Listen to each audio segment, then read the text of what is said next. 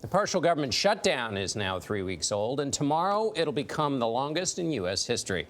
Federal workers who are not being paid are starting to hold protests around the country. The shutdown began over President Trump's demand for billions of dollars for a border wall. Paula Reid is at the White House, where the president has returned from a visit to the southern border.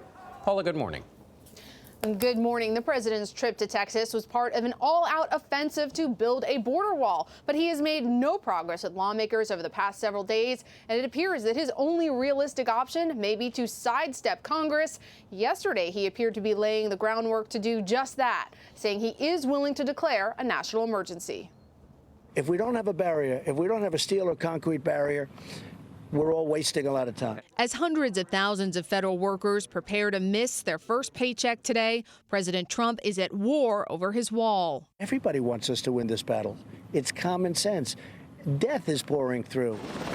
Deliberately surrounded by helicopters and contraband seized by border agents, the president continued to portray the nation as under siege by gangs, drugs, and human traffickers. They need a barrier, they need a wall.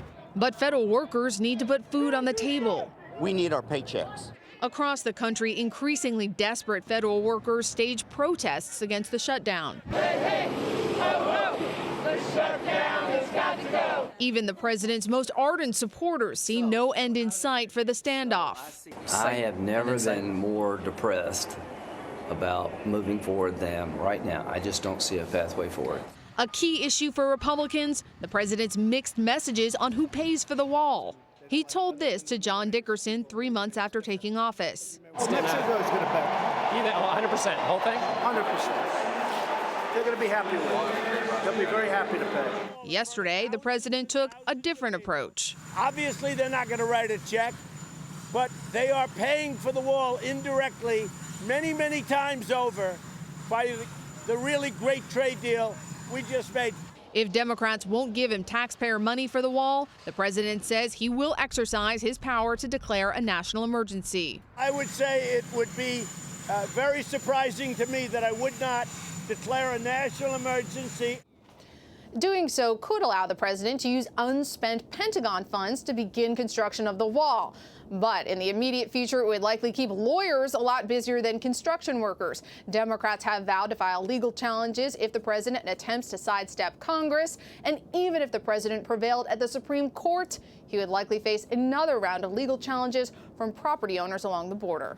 Bianna. And Paula, thank you. There's a Wall Street Journal report out talking about the infighting within the White House and about whether or not he should declare this an emergency. Yeah. And just to remind people, the president's policy, as it was written down on his website in detail, the first thing, Mexico will pay a down payment on the wall. So when he says he wasn't asking Mexico to pay, by the details of his campaign, he was asking Mexico to write a check. Yeah, you remember that exchange when you talked. I do. Yeah. I do. Now, that was when he was president. Right. And they were chanting build the wall. Right. And he said, absolutely, Mexico's going to pay for it, and they're going to be happy to pay for it. Yeah, he said it with such confidence, That's too. right. Meanwhile, we're about to set a government shutdown record that nobody should be proud of. Exactly.